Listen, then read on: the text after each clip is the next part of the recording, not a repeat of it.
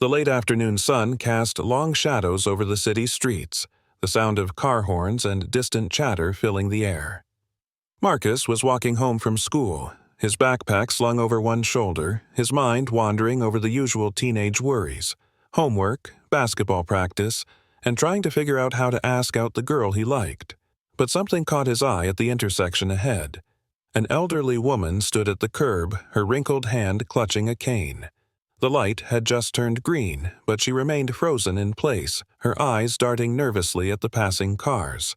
She took a shaky step forward but stopped again, clearly unsure of whether she could make it across in time. Marcus hesitated. He glanced around to see if anyone else was paying attention, but the bustling crowd moved around her without a second thought. His heartbeat quickened. He wasn't the type to jump into action, especially not with strangers, but something about the woman pulled him in. Before he knew it, he was stepping off the curb and walking toward her. "Excuse me, ma'am," Marcus said softly, his voice just loud enough to rise above the noise of the city. "Do you need help crossing the street?" The woman looked up at him, her blue eyes sharp despite her frail appearance. She studied him for a moment, as if weighing whether to trust him, and then offered a small, grateful smile. "Thank you, young man," she said, her voice barely more than a whisper. "The cars. They're so fast these days." Marcus smiled back, feeling a strange warmth bloom in his chest. He offered his arm, and she took it gently. Together, they stepped into the street, moving slowly but steadily toward the other side. As they reached the sidewalk, the woman let out a sigh of relief. "You're very kind," she said, giving his arm a soft pat. "You remind me so much of my son." Marcus blinked, the words hanging in the air between them. He opened his mouth to respond, but before he could say anything, the woman turned and began walking away, disappearing into the crowd. The next day, Marcus couldn't shake the memory of the elderly woman. As he walked past the familiar neighborhood streets, the image of her frail hand clinging to his arm replayed in his mind. He had heard her mention something about her son, but she had vanished so quickly after thanking him that he didn't get the chance to ask more. The strange pull he felt towards her lingered, like an unsolved puzzle. As he rounded the corner near his house, he noticed something odd. There she was again, Mrs. Evelyn, sitting on her porch, watching the world go by. He had seen her house before, but never paid much attention.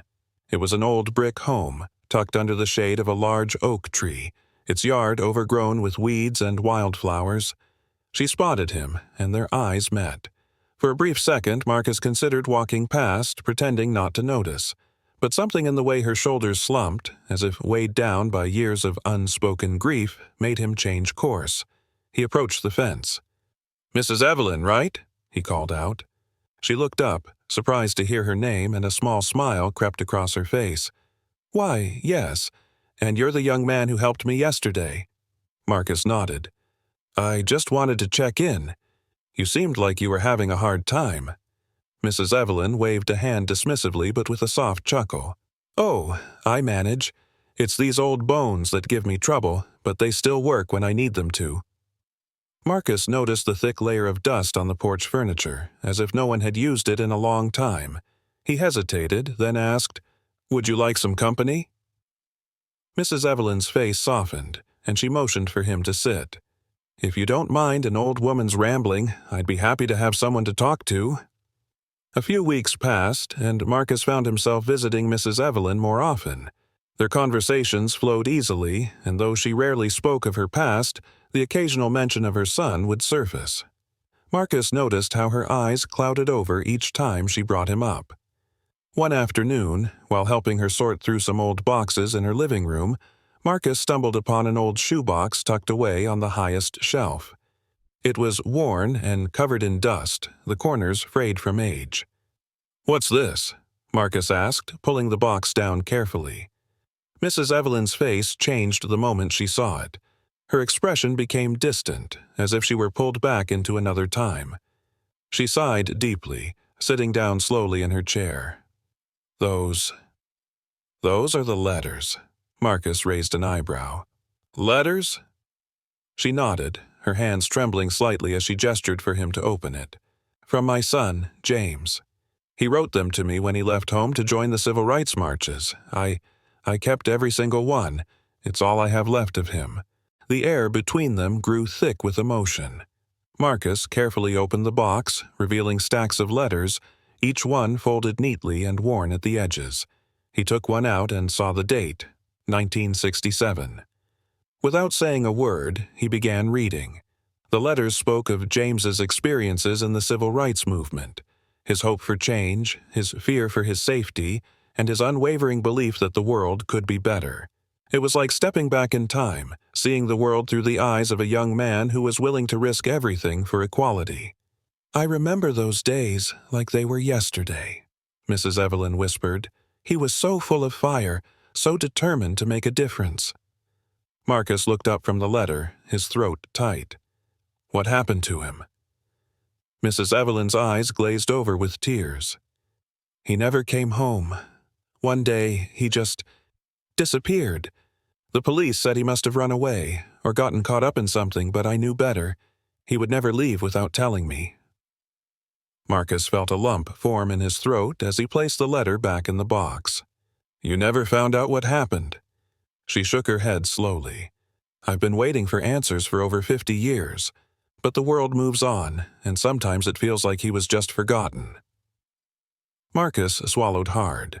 His own grandfather had mentioned the civil rights movement in passing, but no one had ever really told him what it was like. And now, sitting across from Mrs. Evelyn, he felt the weight of her loss, the pain of a mother who had never stopped waiting for her son. The next few days were a blur for Marcus. He couldn't stop thinking about Mrs. Evelyn and her son, James. How could someone who fought for something so important simply disappear without a trace? The more he thought about it, the more he felt compelled to help her find the answers she deserved. One evening, after dinner, Marcus approached his mom while she was cleaning up in the kitchen. "Mom, do you remember anything about the civil rights movement? Like, did Grandpa ever talk about it?" His mom paused, her hands still wet from washing dishes. "Your grandfather? He was involved in the marches back in the day, but he didn't talk about it much. Why?" Marcus hesitated, unsure of how much to say. "I've been spending time with Mrs. Evelyn. You know, the old lady who lives a few blocks away. Her son, James, he was part of the movement too, but something happened to him. He disappeared." His mom's expression changed. She dried her hands and turned to face him fully. "James? As in James Franklin?" Marcus blinked, surprised that she knew the name. "Yeah." "You knew him?" His mom's face softened. "Your grandpa used to talk about him sometimes. They were close, from what I remember. James was one of the strongest young men he knew, but after he disappeared, well, it hit Grandpa hard. He didn't talk about it much after that." A strange sensation washed over Marcus. His grandfather had known James, had been friends with him, and yet his name had been lost in the fog of history, barely mentioned in the stories passed down through the family. "Why didn't anyone ever tell me?" Marcus asked, his voice thick with emotion. His mom sighed. "It was a painful time. Grandpa carried a lot of guilt for not being able to help James. I think he felt responsible in a way. It wasn't just a friend he lost, it was a whole generation of hope that was taken from them." Marcus's mind raced. He had to find out more. There was no way he could just leave it at that, not after everything Mrs. Evelyn had told him.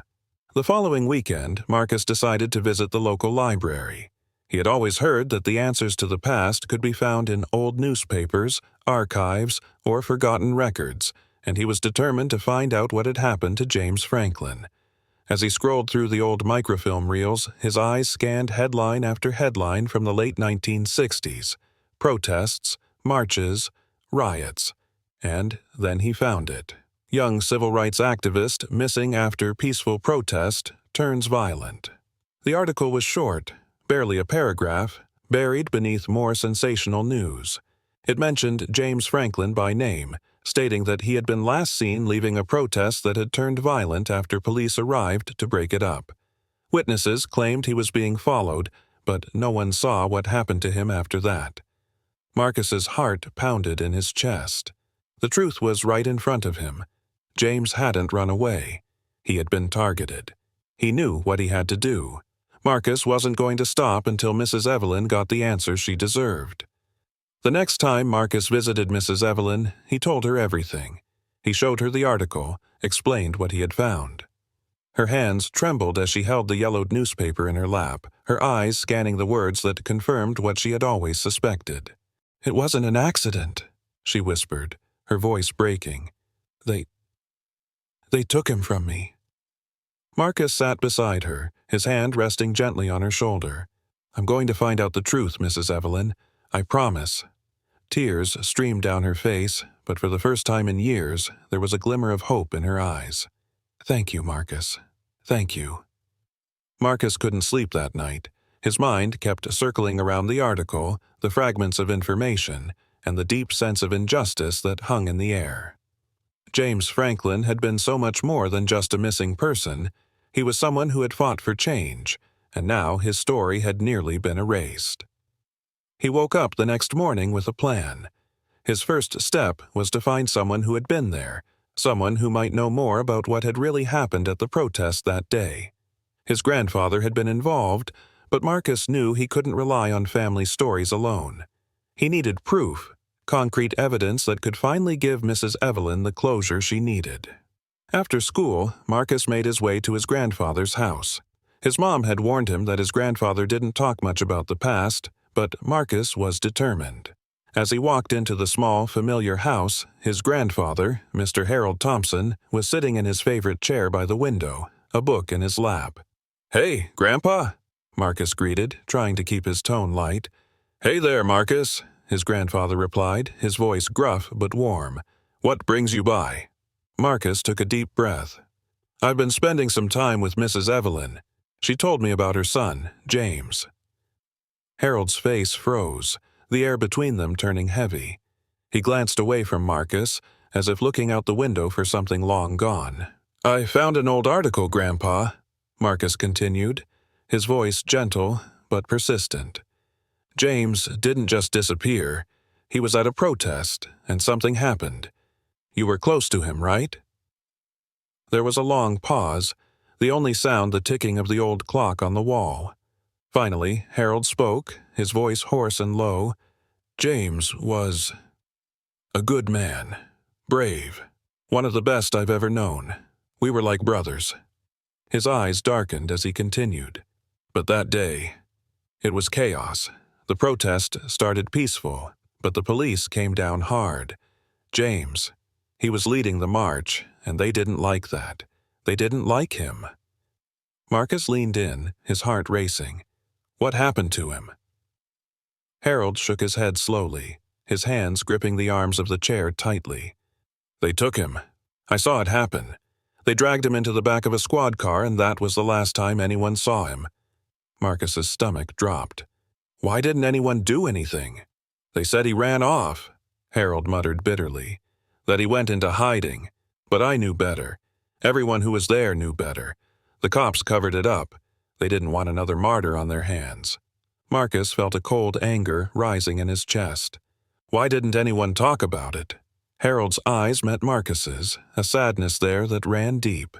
"Because back then, Marcus, we didn't have the power to fight back. We were scared, and they knew it. They kept us quiet. I've regretted it every day since." With his grandfather's words echoing in his mind, Marcus felt a fire burning in him. He couldn't let James Franklin's story fade into history, forgotten and unresolved. There had to be a way to bring the truth to light, even if it had been buried for decades. The next step was clear. Marcus needed help. He turned to a local journalist, Mr. Leon Foster, who had made a name for himself by digging into civil rights-era cold cases. After explaining what he had discovered about James and the protest, Leon was intrigued. "This could be big," Leon said, scribbling notes in his worn leather journal. "There were a lot of cases like this, young black men and women who were disappeared by the authorities, but no one ever followed up. The records are murky, and it's tough to get people to talk, but if we can find someone who was there, someone who can confirm what your grandfather saw—" Marcus nodded eagerly. "Mrs. Evelyn deserves the truth, and James, he deserves justice." Leon agreed to take the case, promising to look into old police reports and gather any witness statements he could find. In the meantime, Marcus continued visiting Mrs. Evelyn, sharing what he had learned with her and keeping her hopeful that answers were on the way. Weeks passed, and Marcus grew anxious waiting for news. He spent his evenings researching civil rights protests, reading about the struggles people like James faced, and growing more inspired by their courage. He knew that this wasn't just about finding out what happened to James, it was about making sure his sacrifice wasn't forgotten. Then, one afternoon, Leon called Marcus with a breakthrough. "I found an old police report," Leon said over the phone, excitement in his voice. "It doesn't say much, but it lists James Franklin as being arrested during the protest. The charges were vague, disturbing the peace, inciting a riot, but there's a note in the margins that says he was transferred to an undisclosed location. That's unusual. Normally, they'd list the jail he was taken to, but this was covered up." Marcus's heart raced. "What does that mean?" "It means someone didn't want anyone to know where he went," Leon explained. "And I think I know why.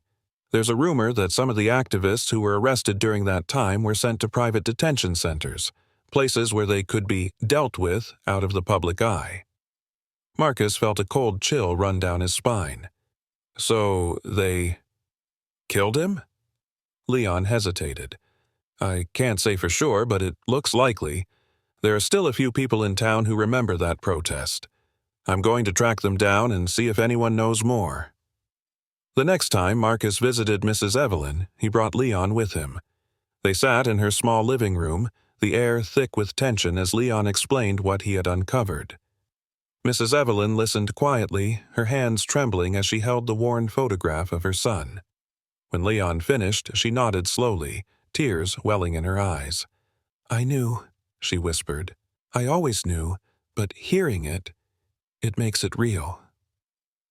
Marcus reached over and gently took her hand. "We're not done, Mrs. Evelyn. We're going to keep looking until we find out everything." Mrs. Evelyn smiled through her tears. "Thank you, Marcus. Thank you for not letting him be forgotten."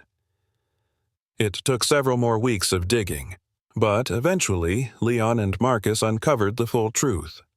James Franklin had been taken to a secret detention facility, where he and several other activists were held and brutally beaten. He died of his injuries, and his body was quietly buried in an unmarked grave far from the city. The revelation was devastating, but it also gave Mrs. Evelyn the closure she had waited decades for. A memorial service was held for James, and people from all over the community came to honor his legacy. The story of his life and the truth about his death spread throughout the town, bringing attention to the injustices of the past. At the memorial, Marcus stood before the crowd, his heart heavy but full of purpose. He held one of James's letters in his hand, the final one he had written to his mother before the protest.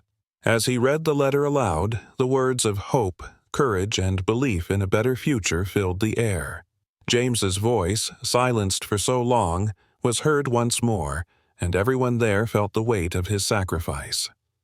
When Marcus finished reading, there wasn't a dry eye in the crowd. He looked out at the people gathered before him, feeling the energy of their collective hope. Mrs. Evelyn stood beside him, her eyes shining with pride, and Marcus knew that James's legacy would live on. "I won't let you be forgotten," Marcus whispered, looking up at the sky. From that day forward, Marcus dedicated himself to continuing James's fight for justice. He organized protests, worked with local activists, and became a voice for the voiceless, just as James had once been. And every step of the way, he carried the memory of James Franklin with him, ensuring that his story, and the stories of those who fought for equality, would never fade away. This concludes Marcus's powerful journey of uncovering the truth about James Franklin and carrying on his legacy. It's a story of courage, hope, and the unbreakable bond between the past and the future. If this story moved you, don't forget to like, comment, and subscribe for more powerful tales of redemption, justice, and unexpected twists. Share this video with someone who might need a reminder that the truth always finds a way. We have more incredible stories coming, so hit that notification bell to stay tuned for what's next. Thank you for watching.